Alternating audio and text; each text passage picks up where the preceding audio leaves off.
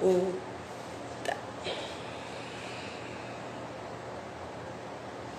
Boa tarde, pessoal. Tô esperando aí a galera entrar, né, para assistir a live. Mais essa edição aqui. Cadê os alunos, o pessoal que vem no horário, né? Então, vamos aguardando a galera entrar.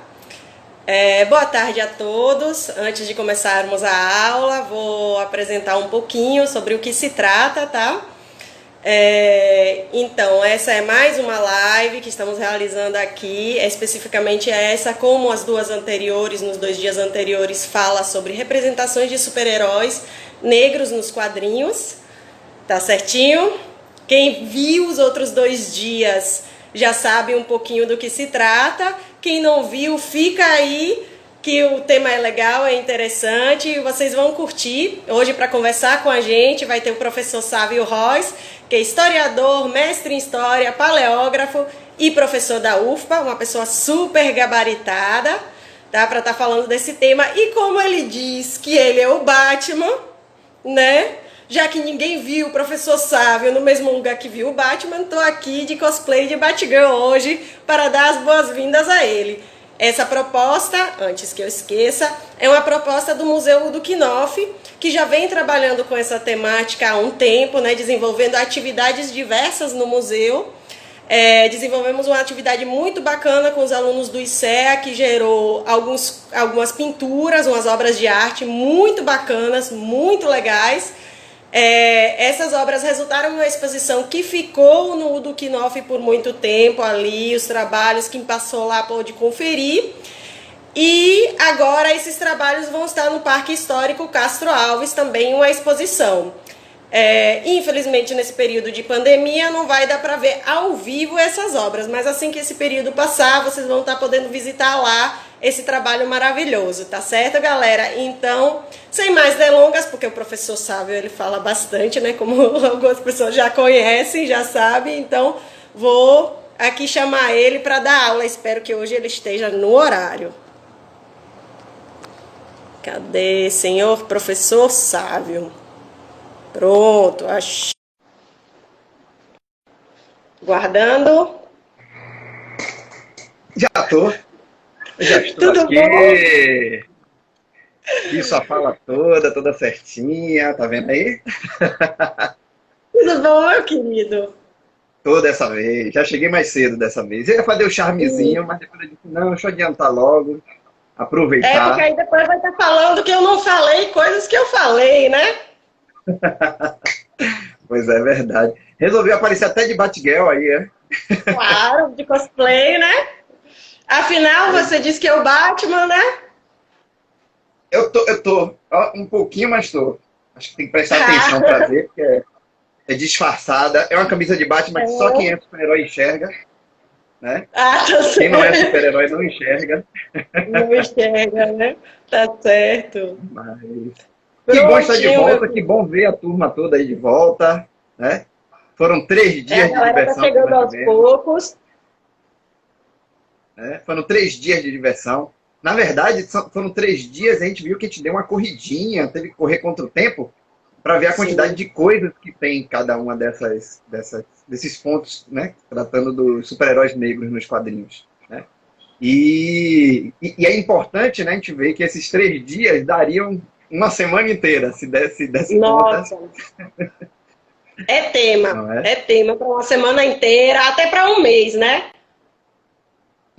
Tomara que tenhamos, né, esses eventos próximos presencialmente da próxima vez, né? Que é sempre Sim, bom estar lá sim. no Udo, sempre bom estar lá no Tempostal, né? Eu trabalhei com história de super-heróis negros lá no Tempostal com você, Ed. Então é Sim. bom que as pessoas tenham um vislumbre aqui no espaço digital e elas consigam perceber que isso daqui que a gente fez no espaço digital está dentro dos museus. Acontece nos Sim. museus com suas rotinas, com suas, né, seus projetos, suas práticas. Então, gente, pelo amor de Deus, depois daqui Gratuito, dessas né, lives também. todas, visitem os museus quando passar a quarentena, né? Pois bem, na fala anterior, ontem, eu acabei citando algumas situações, o pessoal perguntou bastante para mim no inbox qual era o meu site, e aí retomando o site, né? Ah, o pessoal do parque tá aí, ó. Tem alguém que já falou do Sim. parque aí, ó. Com certeza, passou a quarentena, eu vou dar um pulinho no parque. Né? Aí o pessoal Precisa. perguntou do meu site, né? Acho que eu cheguei a falar, mas fica legal falar de novo. Gente, tudo que eu estou falando aqui, todos esses personagens, essas pesquisas que estão aqui, elas foram publicadas em revistas acadêmicas, mas elas têm uma versão delas, cada texto desse tem uma versão para a sociedade. Porque a versão acadêmica, dentro de revistas acadêmicas, ela é muito fechadinha, ela é muito chata de ler, é só para quem é da área. Mas para quem não é da área, não ficar nessa de, nossa, eu não vou ter acesso, porque é só os metidos a besta. Não. Tem acesso porque eu construí os textos também fáceis de se entender, que estão lá no blog saviorois.wordpress.com. Né? Agora, sabe, é interessante também falar que esse material ele tem espaço sim na academia, né? Você pode pegar esse material e usar como fonte, né, para embasar trabalhos sobre e a partir desses documentos, né? Sim, sim. Eu vou até, hoje, na fala de hoje, eu vou citar alguns trabalhos que também estão no ambiente acadêmico. Lembrando que eu trabalhei na minha monografia, na minha dissertação de mestrado com a Mulher Maravilha. Mas eu citei uma personagem negra nesse livro da Mulher Maravilha, né? E que quando chegar na personagem, eu comento do livro com mais pontualidade. E a outra coisa é que boa parte desses eventos eu fico muito feliz com o convite do museu, fico feliz com o convite de Eti, de Renata, de Yara, dessas pessoas que apostaram nesse trabalho, viram que ele tinha fundamento de existir. Então, eu agradeço a vocês por essa oportunidade de poder falar. Agradeço as pessoas que estão aqui, né, que foram 3 dias seguidos, e para estarem aqui Sim. é porque o negócio está valendo a pena. Com certeza, com certeza, Então, vale muito a pena. brigadão por estarem aqui também. Fiquem de olho, porque no meu perfil eu estou sempre fazendo lives relacionadas à cultura, à informação. Eu estive agora com o Carlos Barros em uma live com o Wolverine, né, falando sobre o Wolverine, masculinidades em Wolverine. Essa live está no YouTube. Eu tive com o Anderson Chon fazendo também um podcast sobre leituras de histórias em quadrinhos do Wolverine. O site do Anderson é Anderson Chon. Chon é shon.com. Né? E aí no site do Anderson tem não só um texto que ele fez com personagens negros nas histórias em quadrinhos, né? Como o podcast com que eu converso com ele. Lembrando agora também que sábado, depois de amanhã, hoje é quinta, né? Sábado, Sim.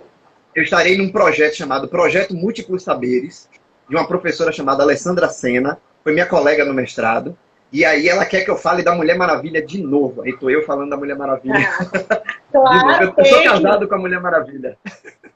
Com certeza, com certeza. Tem direito a divórcio. Não, Então agora não tem mais, já era. Já era. Né? Pensou na Mulher Maravilha, pensa em mim, pensou na Mulher Maravilha. Aí eu estarei com ela nesse projeto, que se chama Projeto Múltiplos Saberes, que vai estar no Facebook. Né? Vai ser uma live no Facebook, 19 horas no sábado. E no domingo eu vou fazer uma live também, chamada As Cavernas Antes de Platão. Porque aconteceu que nosso ministro do Meio Ambiente, o Ricardo Salles, fez um comentário esdrúxulo, absurdo, de que era para passar boiadas na Amazônia. Ou seja, o cara é ministro do Meio Ambiente. Em vez de cuidar do meio ambiente, ele quer passar a boiada. Né? Fora que o nosso presidente também falou um outro absurdo. Para proteger o velho da Havan, que eu nunca sei o nome daquele homem, né? Para proteger o velho da Havan, ele disse que nós, estudiosos, estávamos querendo proteger cocô de índio, foi o termo que ele usou. Quando ele falou isso, ele falou isso, a primeira coisa que eu pensei foi, eu vou fazer uma live sobre povos indígenas no Brasil, história do período do Paleolítico, Neolítico aqui no Brasil e no mundo, né? Para a gente renovar o que a gente entende sobre pré-história. Porque as pessoas têm muita visão preconceituosa da pré-história, achando até que é um período que não tem história. Né? O nome, inclusive, é esse. Então, em resposta ao velho da Havan, ao nosso querido presidente, e ao nosso ministro Ricardo Salles, farei no domingo uma live de 19 horas chamada As Cavernas Antes de Platão. Né? Então, colhem aí. Estejam lá, viu, crianças? Todo mundo lá assistindo, apoiando aí. Né? Vamos apoiar o querido professor Sábio aí com mais um tema muito legal. Pois é. Então, voltemos ao nosso tema que é da nossa fala aqui, que são os super-heróis negros. E eu vou pegar de novo a ponta da Black Exploitation. Eu acho que vocês perceberam na fala de ontem o quanto que esse movimento social, artístico, político dos Faz negros foi só um importante. pequeno flashback do final de ontem, que talvez muitas pessoas não tenham assistido. Não sei quantos dos alunos são os de ontem e os de hoje, né? Pois bem, então o que acontece, o que ontem foi o nosso desfecho, foi que um movimento chamado Black Exploitation foi muito importante para a mídia em geral, para a ficção principalmente a ficção de super-heróis, ou mídia televisiva, ou seja lá o que for. A gente tem que lembrar que no Black Exploitation, a imagem que mais temos comum do Black Exploitation é o cinema. Série de TV, filmes que foram lançados com atores negros, com personagens negros, com diretores negros, e por aí vai. E isso, aparentemente, pode ser só um elemento do período da contracultura, mas não, é muito mais importante, porque é uma resposta à manutenção das hierarquias raciais que ainda estava acontecendo.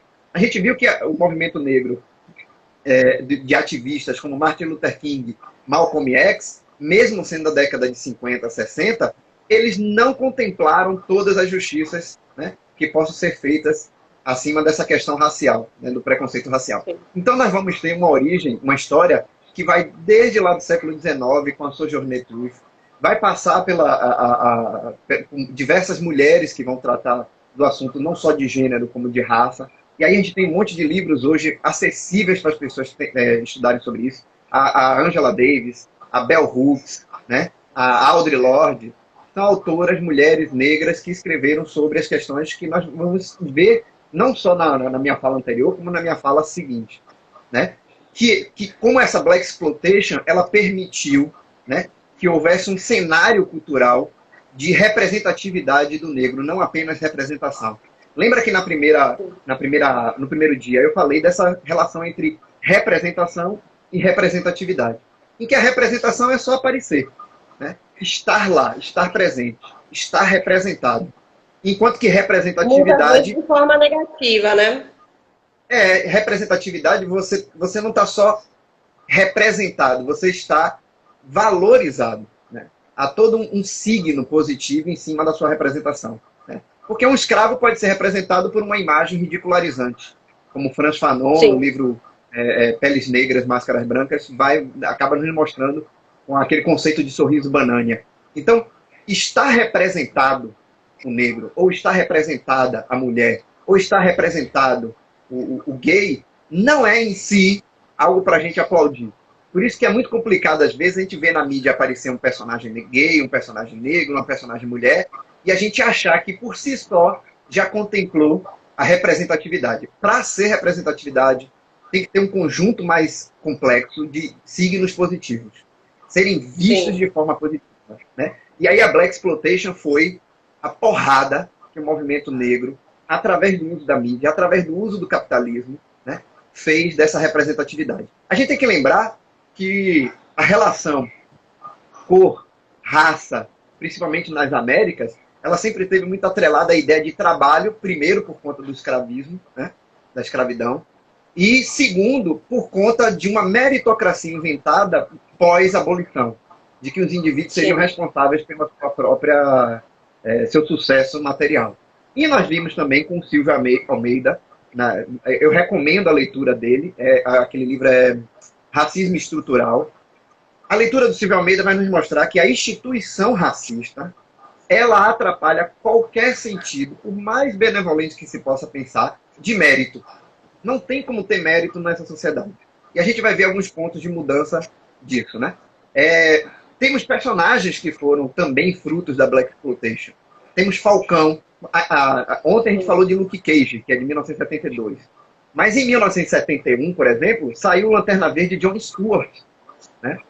Que foi um personagem que participou da guerra, participa da guerra do Vietnã, volta da guerra, não tem trabalho para ele, ele acaba sendo uma pessoa que está buscando emprego, ele é engenheiro, ele é militar, e aí ele faz duras críticas ao governo estadunidense em 1971, na revista dele. O Lanterna Verde acaba entregando para ele um anel para poder ele ter o mesmo poder que o Lanterna Verde Ai, meu Deus, esqueci o nome do branco. Essas coisas de branco a gente esquece. Mas John Stewart... É porque ele é bem chatinho o que vem antes. Espera É aí. porque me veio Alan Grant, mas esqueci o nome dele. O Anderson deve Também lembrar. não. Anderson, lembra aí qual é o nome da Lanterna Verde? Né? E aí o John Stewart recebe o anel de Lanterna Verde, ele se torna um Lanterna Verde negro, né? Inclusive ele recebe um anel de Lanterna Verde, o Hal Jordan, o Anderson Hal ajudou, eu só Jordan, tenho que aí, ajudar, ó. né? O Hal Adoro Jordan, alunos aí que estão prestando atenção, que respondem as perguntas, são ótimos. e Anderson não é aluno meu não, Anderson é colega, ele é professor, Anderson trata com literatura e quadrinhos e ficção e tal, não sei o que, com os alunos dele de segundo grau. Anderson é danado, depois dê uma olhadinha no site dele, né? andersonsean.com. E aí o John Stewart, ele é uma estratégia da seguinte, a narrativa diz a seguinte situação. O personagem sofre um racismo, e aí ele recebe o anel da Lanterna Verde para saber se ele vai usar o anel de forma vingativa. E aí ele não usa, quer dizer, cria-se uma expectativa de que por ser um homem negro que sofre opressão, a resposta dele necessariamente vai ser a violência. E aí não é a violência, né? Ele acaba se tornando um Lanterna Verde e os fãs adoram o personagem a ponto de que o personagem entra para a cronologia do Lanterna Verde. Ele é até hoje um Lanterna Verde. Né? Sim. E antes dele, antes de 1971, em 1969, teve um outro personagem baseado na Blaxploitation, baseado nos movimentos sociais suburbanos estadunidenses, que é o Falcão. Falcão aparece nos filmes da Marvel o tempo inteiro. Aquele personagem com asa, tal, não sei o que voa, está sempre com o Capitão América. Ele surge na revista do Capitão América. Na revista do Capitão América, ele surge com uma espécie de... Ele não é ajudante mirim, um sidekick como o Robin, mas ele é o cara que vai mostrar para o Capitão América, na década de 60, que os Estados Unidos não é mais o mesmo. O Capitão América é um personagem de 41, ele volta na década de 60, e aí quando ele volta na década de 60 com a imagem dos Estados Unidos de 1941, vai ser justamente Falcão, né, o Sam Wilson, que vai dizer para ele, ó, Steve, você não está vivendo mais nos Estados Unidos da década de 40. Como se, na verdade, os Estados Unidos da década de 40 também não fosse problemático. Mas ele vai mostrar... Maravilhoso, né? Não é? A gente tem uma visão romântica, às vezes, do passado, né? Mas aí o Sam Wilson vai ensinar o branquelo do Capitão América que aquela realidade estadunidense já não é mais a mesma. Tem questões raciais, tem questões sexuais, tem questões de gênero que estão ali envolvidas, né? A Jorma está nos falando aí, e futuro substituto do Capitão América. Eu vou chegar lá, para com isso, né? Logo a gente vai falar, eu vou falar do Sam Wilson, que vai substituir o Capitão América nos quadrinhos, e que agora, provavelmente, não sei como é que vai ficar por causa dessa coisa da pandemia, ele vai estrelar uma série junto com o Soldado Invernal, que é Capitão América Gavião e o Soldado Invernal, né? Porque o Steve Rogers não é mais spoiler, não é mais Capitão América na série de filmes.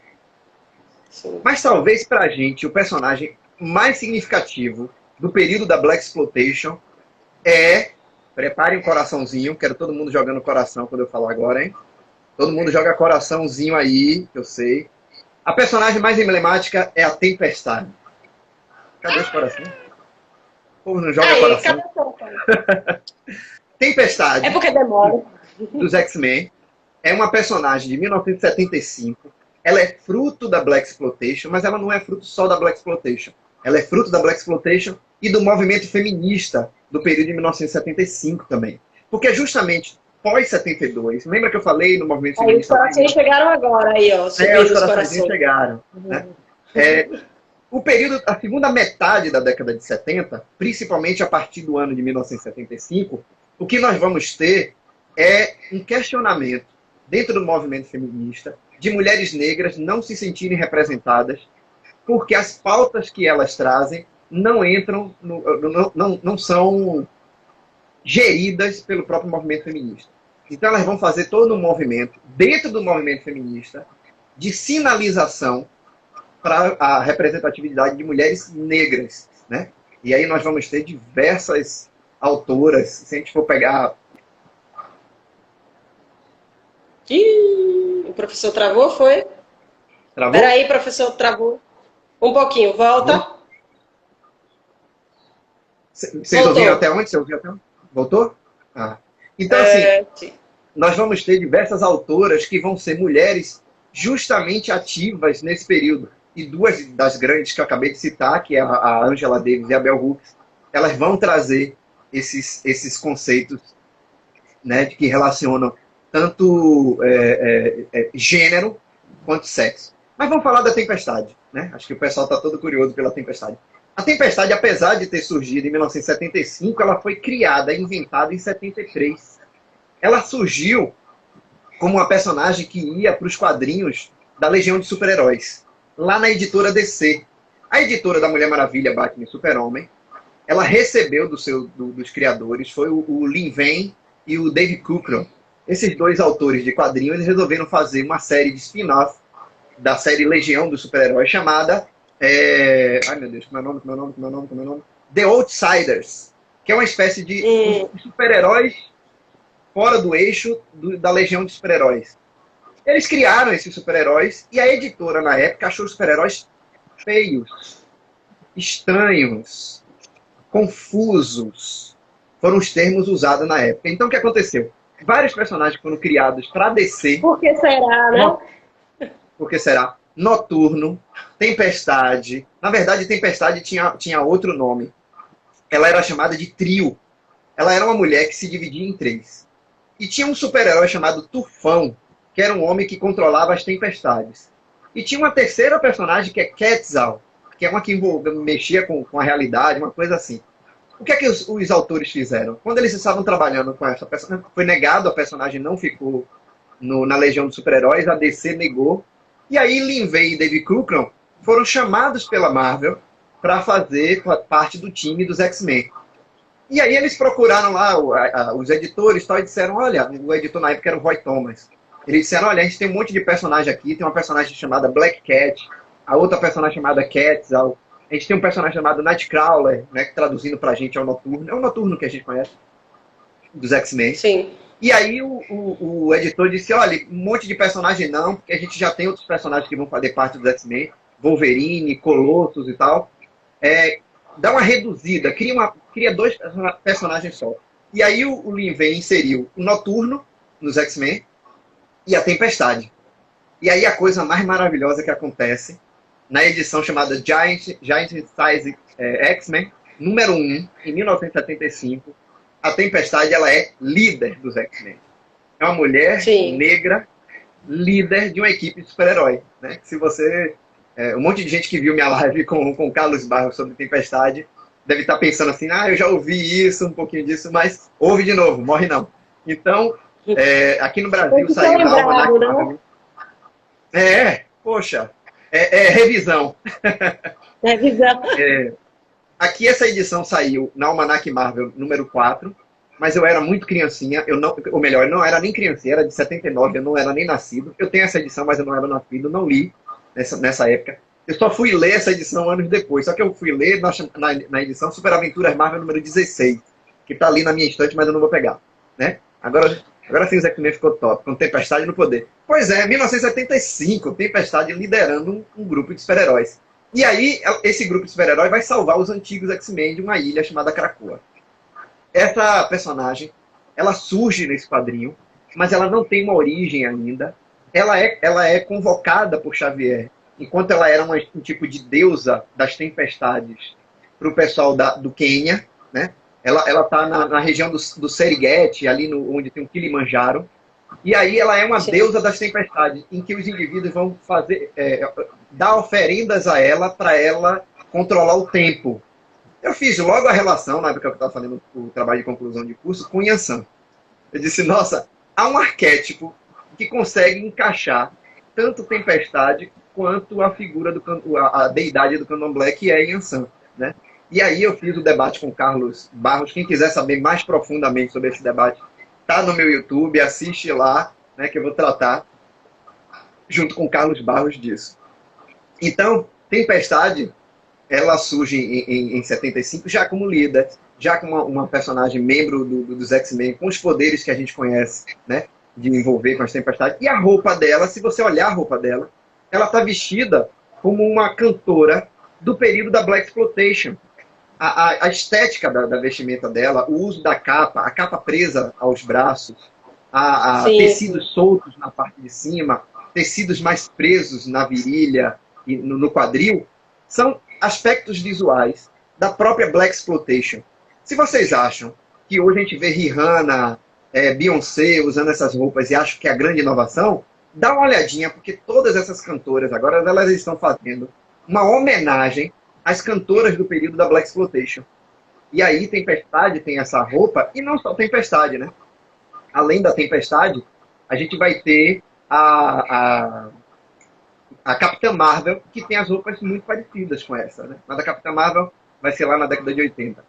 Então, Tempestade, ela vai ser uma personagem que vai migrar facilmente das histórias em quadrinhos, primeiro para o desenho animado, um desenho que saía na TV, né?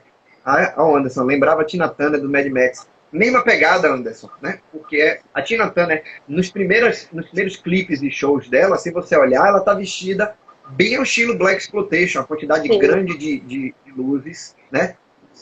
Pedraria na vestimenta, tecidos folgados combinando com tecidos apertados, mais segunda pele, né? Então você vai ver muito isso. A Tempestade e a relação dela com Yansan, inclusive esse amigo, colega, historiador Carlos Barros, que esteve comigo na live na semana passada, ele, junto com o autor da letra, o Arley Eduardo, eles têm uma música chamada Ororo. E aí a música brinca com as figuras tanto de Tempestade, né, quanto de Yansan. Mas voltando à Tempestade, Tempestade é um personagem que migra das histórias em quadrinhos, primeiro para a animação. Muita gente conhece ela dos desenhos dos X-Men, né? Eu não sei você, acho que você é muito novinha, não sei se você chegou a pegar os desenhos do X-Men. Adoro os desenhos do X-Men. Adoro. Mas todo mundo tomou Tanto um os mais impacto. antigos, os mais antigos que tem, principalmente o Gambit, sou apaixonada pelo Gambit, acho ele um arraso. Quanto as versões mais recentes, que por sinal aparece o sobrinho de Ororo, né? Que eu até esqueci o nome dele, do personagem dele. Que também é outro herói negro, né? E eles trabalham muito na série com essa questão do preconceito, né? Nos tempos contemporâneos já. Como vimos na minha fala anterior, essa relação entre preconceito e mutantes e X-Men sempre foi uma pegada, né, importante. Ao Gambit, o francês. Gambit é danado. Mas não vamos falar de homem branco aqui, não. Chega de homem branco. Basta eu de homem branco. Em 77, dois anos depois da Tempestade, a própria Marvel lançou nos quadrinhos uma personagem branca que a gente conhece, que é a Carol Danvers, né, que surge nos quadrinhos como par romântico do Capitão Marvel, e depois ela ganha os poderes do Capitão Marvel. Quando ela ganha os poderes do Capitão Marvel, ela se torna a Mi Marvel. Antes que alguém tenha dito aí Capitã Marvel e tenha errado, né? Ela se torna, na verdade, a Miss Marvel. A Capitã Marvel mesmo, a primeira Capitã Marvel, a Capitã Marvel que vai existir, vai ser uma personagem negra, em 1982, chamada Monica Rambeau, que ela é uma militar, ela não consegue subir de patente, né?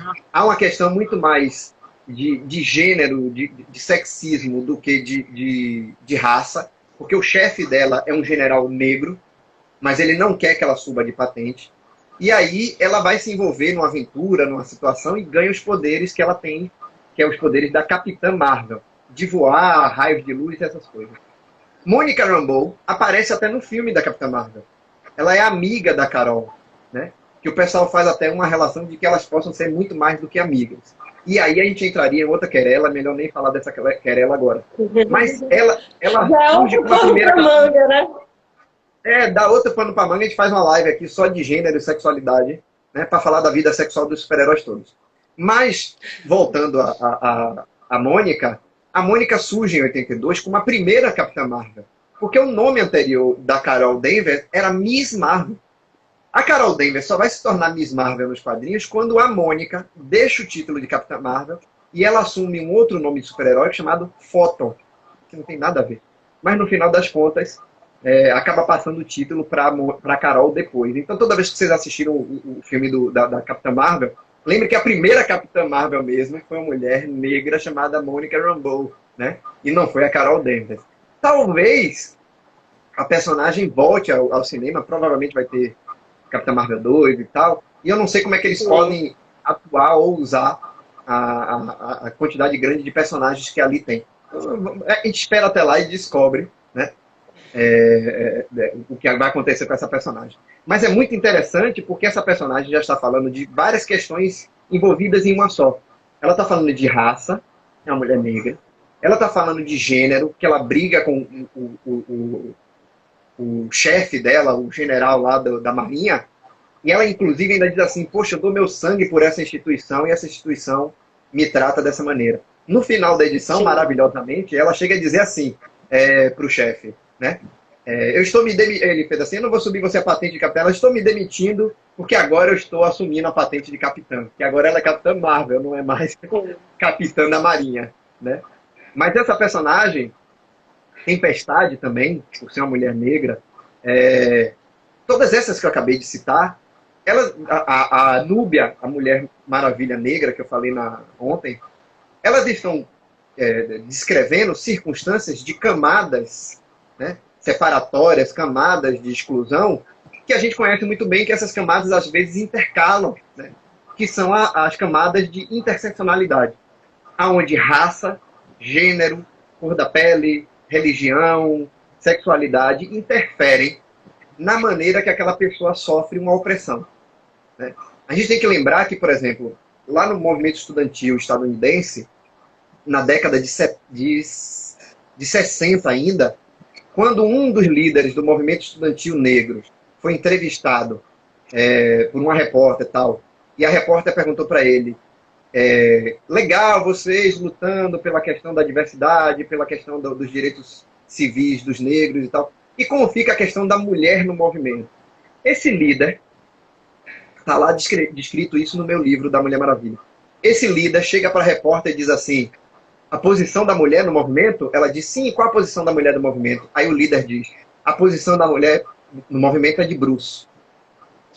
Ele usa uma conotação sexual, né? Uma piadinha, ele faz uma piada de mau gosto, uma piada sexual, porque ele compreende de que a luta racial é importante, mas ele não entende que a luta feminista é importante.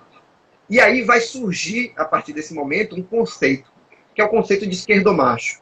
Esquerdomacho não é um homem envolvido em movimentos feministas. Esquerdomacho é um indivíduo que faz parte de movimentos de esquerda, movimentos pelos direitos civis, movimentos pela igualdade social, né? Movimentos diversos, e que vai ter no seu discurso uma separação ao movimento feminista. Então, o esquerdomacho é aquele indivíduo que mantém ainda discursos de esquerda, mas ele age dentro desse prisma como macho. E aí é muito importante que a gente tenha entendimento que as camadas causam diferentes reações aos oprimidos, né? Ser mulher, ser você, Etine, mulher, já sofre uma opressão por gênero, né? Mas uma mulher negra vai sofrer mais do que você uma opressão, porque ela sofre por gênero e por raça. E se ela for pobre, mais ainda, é gênero, raça e condição social. E por aí vai. Se ela for prostituta, mais. Se ela for lésbica, pior ainda. Então, todas essas camadas elas vão interferir nas diferenciações que as autoras vão chamar de interseccionalidade, né? Interseccionalidade.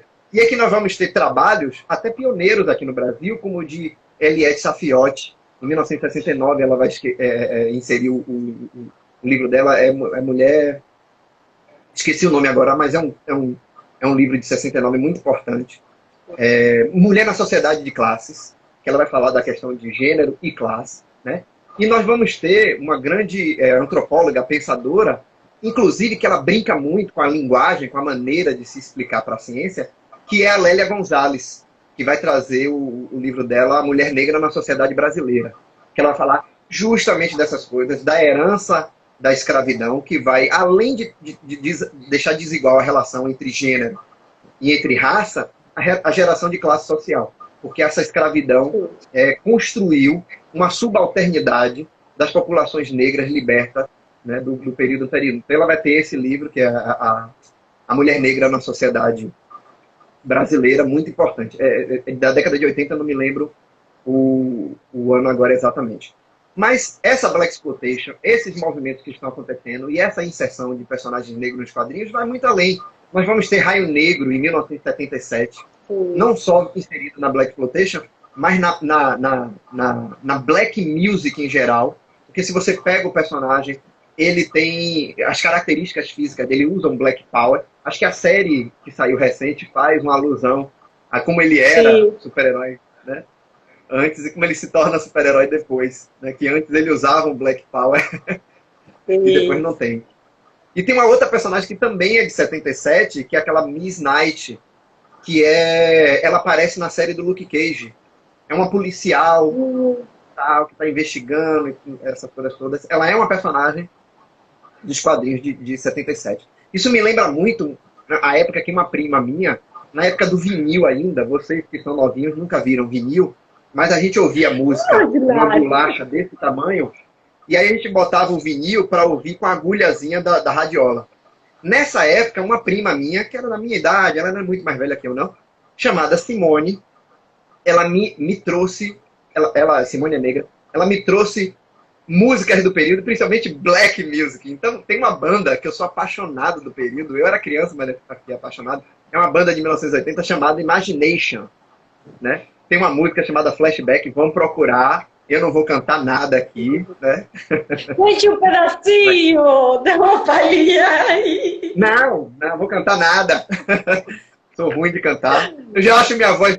Quando eu vou assistir essas lives, eu já acho minha voz incômoda, imagine cantando, né? Eu queria ter uma voz mais grossa, mas eu não consigo. Enfim, na década de 80, a gente vai ter outros personagens que vão aparecer. A Vixen, que você comentou comigo, não foi? A Vixen, sim, que é uma personagem que aparece na DC Comics, né? Ela é da África, é uma personagem africana que ganha os poderes dos animais. Ela é bem próxima de um outro super-herói chamado Homem-Animal. Olha o povo mandando eu cantar. Canta nada, Renata. Renata, eu canto se fizer dueto com você. Pronto. Se Renata fizer um dueto comigo, eu canto. Né? Eu quero fazer dueto, Renata. Se você fizer um dueto comigo numa live, a gente vai deixar aqui o último evento dos museus, vai ser um dueto meu e de Renata numa live. Né? Enfim, então essa personagem, a Vixen, ela vai ter uma característica muito curiosa, que ela recebe os poderes dos animais, ela é africana, só que ela vai ser pivô de uma questão muito complexa no movimento dos quadrinhos. Porque a personagem, à medida que o tempo vai passando, ela vai sendo embranquecida. Ela é uma personagem mais negra nas primeiras edições, e depois, em outras edições, os desenhistas vão afilando o nariz dela, deixando a cor dela mais clara, a ponto de que até o movimento vai questionar, tipo, peraí, essa personagem não era negra? O que está acontecendo, né?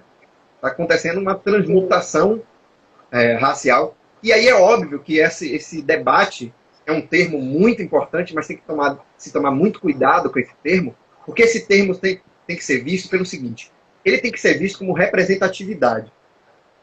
Mas ele não pode ser visto como autoridade, que é o termo chamado colorismo.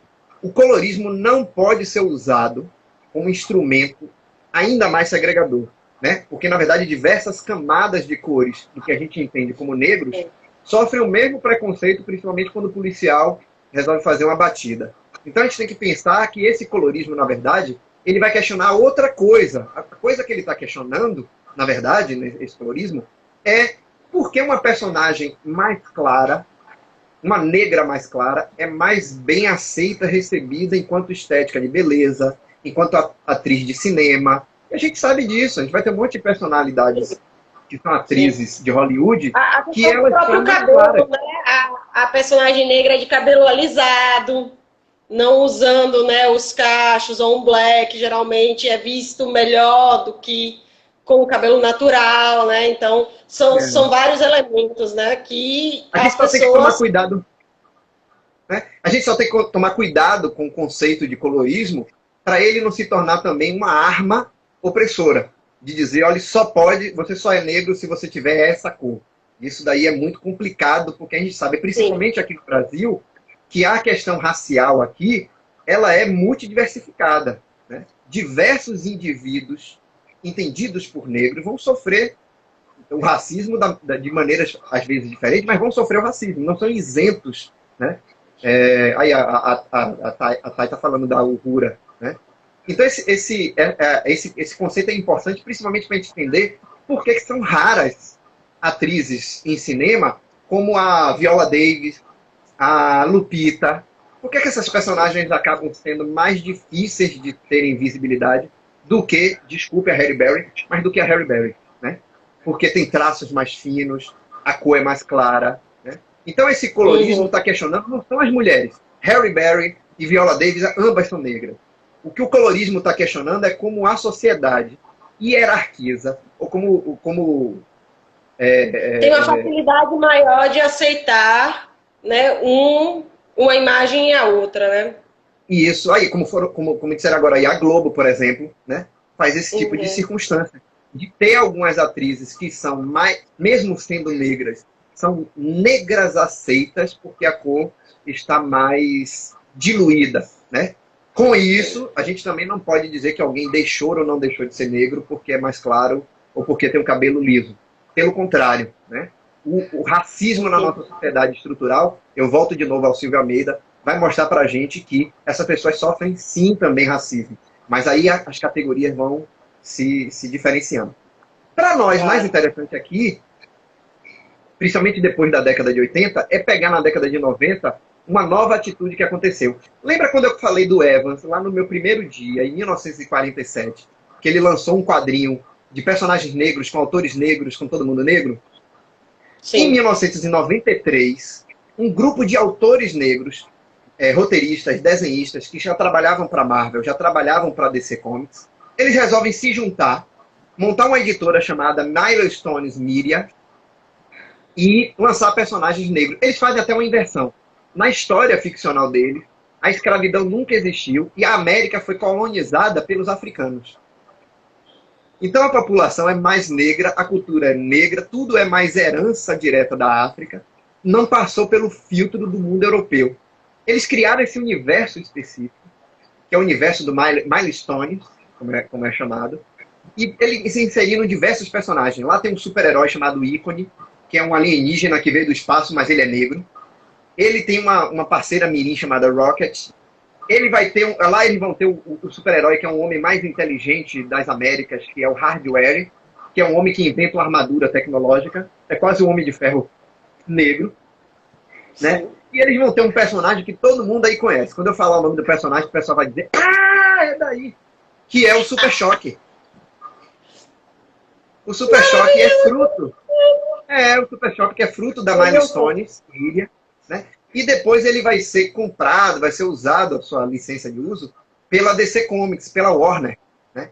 Que vai, inclusive, inserir ele no desenho animado, tanto do Batman quanto no próprio desenho animado. Um monte de gente aí assistiu na década de 90, final dos anos 90. E que é um desenho que discute bastante, né, questões raciais, no cotidiano, no dia a dia, é muito bacana, assim. Olha, quem tiver criança, deixa eu assistir, porque é muito bom, é uma influência excelente. Aproveita a quarentena para procurar os desenhos animados do Super Choque. Tem um episódio maravilhoso que ele resolve visitar a África, e aí ele diz pro amigo branco dele, bem na pegada do Todo Mundo Odeia o Chris, ele diz pro amigo branco: olha, é diferente a gente ver pessoas como a gente aqui. Aqui a gente não é o diferente. Aqui nós somos o normal. E você, branco, é o diferente. Então, é um episódio maravilhoso para a gente pensar, né, a questão racial. O Super Choque, esse personagem que eu falei, foram criações do Dwayne McDuffie. Infelizmente, já falecido. Ele morreu agora em 2011, né? Muito recente. Ele é autor do Super Choque, né? Ele é autor de Ben 10. Ben 10 é de autoria dele, do Nossa! Que é um homem negro. Um homem negro fez o Ben 10, né? E ele escreveu diversos roteiros para a série de desenho animado Liga da Justiça Sem Limites, que seria a terceira temporada, se eu não me engano, de Liga da Justiça. Esse autor tem 3 prêmios Eisner, que ele ganhou, como roteirista, como escritor de quadrinho, né? E ele teve outros parceiros nessa empreitada. O Michael Davis, que é um editor ele tem uma editora chamada Piranha Press, que também lança só quadrinhos que falam de questões políticas, raciais, tal, não sei o quê, né? E tem o Dennis Conway, que ele, na verdade, é mais empresário do que autor. Né? Ele tem poucas autorias, mas ele foi empresário. Inclusive, ele tem um site, junto com o Derek Jingle, que é alguma coisa assim, o empresário negro. The Black Enterprise, TheBlackEnterprise.com, uma coisa assim. Que é só com empresários negros ou empresárias negras que tiveram destaque nos últimos anos. Eles dão prêmio, eles lançam tem uma publicação de revista. Então é muito importante. Muito parecido com uma revista que a gente teve aqui no Brasil. Eu não sei nem se existe essa revista, chamada Raça, que era uma revista que fazia essa valorização, né? Principalmente no período do ano 2000. Né? Também na década de 90 é Aço. O John Henry Iron, o Aço, que é um super-herói que aparece nos quadrinhos do Super-Homem. Ele vai substituir o Super-Homem por um período. Ele é a criação de uma autora mulher, a Lois Simonson, que vai inserir junto com o John Bogdanov esse personagem. E o Aço, ele na verdade, me disseram que existe sim. Existe a revista Raça? Que maravilha, ótimo. Eu acho que tem ainda a revista. Que é ótima essa revista, porque essa revista faz exatamente o que esse tipo de periódico da década de 70, 80 fizeram lá nos Estados Unidos, ela faz aqui. Isso é muito importante. E é muito importante de pensar o seguinte: quando tem uma coisa do tipo Noite da Beleza Negra, e alguém diz, nossa, mas isso não é racismo reverso? Essa conversa absurda de racismo reverso. Isso não é racismo reverso? Racismo reverso não é quando você valoriza uma raça. A gente tem que parar para pensar que quando você tem uma valorização de uma raça que estruturalmente ela é subalternizada, essa valorização não é racismo. Essa valorização está trazendo aos holofotes essa categoria que foi escondida dos holofotes. Né? E aí é fácil você ver como essa categoria... Teve uma aluna minha que trabalhou isso no artigo dela, numa das minhas aulas lá na UFBA, né? Que ela colocou 2 tipos de concursos diferentes. A Garota do Fantástico, acho que foi isso, Garota do Fantástico, só meninas brancas, uma ou outra negra que aparecia, todas elas vistas de frente. Se vocês botarem no Google aí, Garotas do Fantástico, vocês vão ver que todas elas são de frente. E aí, poxa, pior que eu não lembro o nome da minha aluna, mas eu vou lembrar depois. Eu vou inserir em algum lugar. E ela fez depois, no artigo dela, o concurso que era da mulata da Globeleza, Como era o concurso negra? Ixi, Ed caiu? Tá aí? Tá aí. O concurso da Globeleza é um monte de mulher negra de costas, mostrando a bunda. Quer dizer, para o concurso que seja branco, vale a pena a fisionomia. Para o concurso que é para escolher uma mulher negra, primeiro que já está usando o termo mulata, que é muito complicado, não vem de mula, antes que todo mundo pense que mulata vem de mula, e aí está transformando a negra na mula. Não. Mulatos, de acordo com Ieda Pessoa, que tem um livro maravilhoso sobre falares africanos no Brasil, mulatos vem de mistura. E mistura já é pejorativo, não a sua palavra mistura, mas a mistura é tratada por pejorativo no ambiente racialista. Porque o racista vai sempre ver que sendo negro é pior, sendo mestiço é menos pior, mas ainda é pior, né? Apenas a branquitude que seria valorizada como padrão. Mas voltemos ao Aço. O Anderson até falou do Aço ali, ele botou Aço, me lembra o Shaquille O'Neal. Mas essa discussão que você trouxe é interessante porque o filme do Pantera Negra acabou passando por isso, né? Muitas críticas dizendo que tinham atores negros demais no filme, né? Tipo assim, como assim, meu filho? É porque toda vez que mexe... Vem acontecendo, né? Se repetindo. Toda vez que a gente mexe com a estrutura desigual, que ela está mantida, a primeira coisa que ela reage é através de discurso falacioso. Se você bota um programa feito só de mulheres, vai aparecer um monte de machinho dizendo que é feminismo, uma espécie de machismo às avessas. Se você bota a raça como uma categoria, vão vir a conversa mole do racismo reverso, que na verdade não é. Para que essas duas posturas elas fossem igualadas, a gente teria que viver numa sociedade igual. Para que um negro cometesse racismo reverso, não deveria ter o racismo normal, que é o racismo do branco contra o negro. Então, já vê por aí que essa conversa ela é falaciosa. Ela é para enganar a gente que que não está pensando muito na situação. Mas quando para pensar, você vê que não tem como essa relação ser de igual magnitude. Né? Não tem como ser a mesma referência. Então, o Shaquille O'Neal, Anderson, ele faz o Aço num filme de 1997, né? E que é um filme cá entre nós muito ruinzinho. Tem um texto meu que eu falo Aí, estão falando também da série... A Pony está falando da série Querida Gente Branca, né? Essa série é maravilhosa, porque ela traz todos esses questionamentos. Ela fala de colorismo, ela fala de palmitagem, ela fala de um monte de coisa, né? Aí a gente, quando a brincadeira está ficando boa, Jéssica disse que só faltam 10 minutos. Jéssica vai nos avisar, né? Mas além do Shaquille O'Neal, a gente teve também na década de 90 as Dora Milaje, né? Que são aquelas negras, as guerreiras negras, que estão acompanhando o Pantera Negra, no filme do Pantera Negra. Essas personagens não são invenção do nada, né? Ó, vamos salvar sim a live, fique tranquilo. Sim, estão salvas, todas as lives estão salvas no IGTV aqui do Museus da Bahia, viu, galera? Quem quiser reassistir, quem quiser compartilhar, só passar aí. Pois é. Então, essas guerreiras do Daomé que existia um grupo de guerreiras do Daomé, de um reino chamado Reino do Daomé, que em língua Fon, elas significam esposas do rei. O nome dela é Aozi. Tem um texto meu lá, vão no meu blog. No blog eu falo tudo sobre essas guerreiras do Daomé e como elas inspiraram um autor negro chamado Christopher Priest a inserir elas nos quadrinhos do Pantera Negra, né? Então vão lá, tem um texto meu sobre as Amazonas do Daomé, né? A ONU também fez um quadrinho sobre isso. Né? Olha, eles já estão dizendo assim, boa para a quarta. Vamos fazer a quarta edição dessa live, né?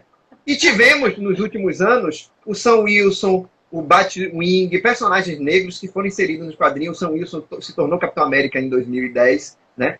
Sim. Eu tenho um texto sobre o Batwing, tem um livro chamado África, Representações e Relações de Poder, que foi lançado pela Mariana Brex e o Giovanni Manarino, agora em 2019. Tem um texto meu nesse livro, chamado O Voo do Morcego Africano, só sobre o Batwing. Vão lá ler sobre isso.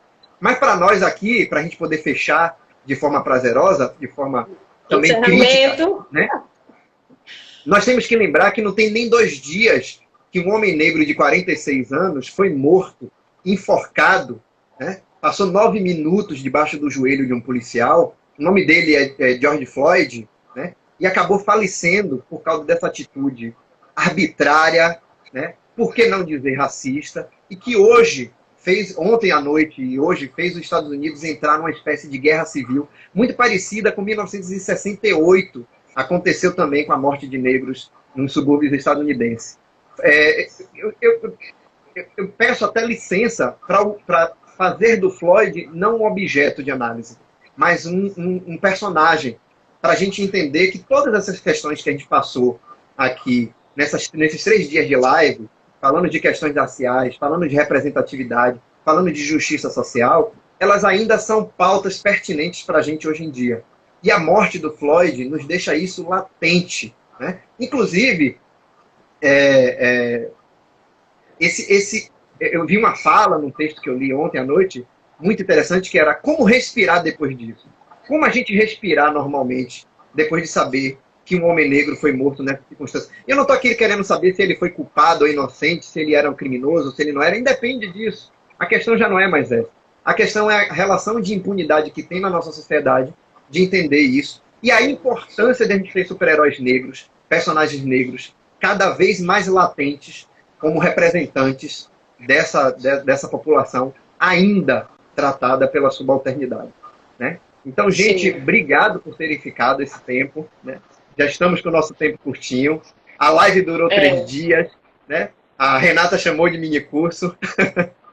Mas obrigado por terem ficado. Eu espero que tenham gostado bastante disso. Uma coisa muito importante aqui é que eu sou um homem branco, carregado de privilégios, principalmente privilégio de fala, mas a minha fala nessas 3 lives não foram para silenciar nenhum negro, né? A minha fala, na verdade, como historiador, foi justamente para dar voz aos indivíduos negros que foram silenciados na história. Ao Evans, ao próprio Floyd, as personagens todas, a Bell Hooks, a todos esses autores que estão aí ainda latentes para nos ensinar muito sobre representatividade, né? Então eu faço de mim um instrumento de voz a essas pessoas e não o contrário. Aqui não é um homem branco falando no lugar de negro. Aqui é um homem branco falando por negro. Até porque o meu silêncio, ele tem um lugar de conforto nesse mundo racista que tem. O meu silêncio é confortável, né? Então eu falar de negro, eu falar de mulheres, eu falar de gays, é a maneira mais justa que eu encontrei de sobrepor as vantagens que eu tenho por ser hétero, branco e homem, né? Então, brigadão, Et, brigadão vocês todos, né? Por terem de nada, meu até querido. aqui. A gente que agradece, né? O Museu do Knauf, o IPAC, a Dimos agradecem por mais essa parceria, né?